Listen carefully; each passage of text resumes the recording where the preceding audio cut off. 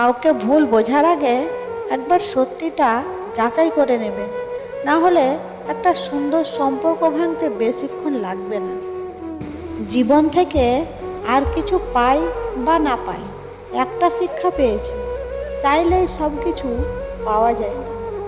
বড্ড বেশি মন খারাপ হলে দু ফোঁটা কেঁদে নিন, তবুও স্বার্থপরের কাছে কখনো নিজের মন খারাপের কষ্টের বর্ণনা দিতে যেও না।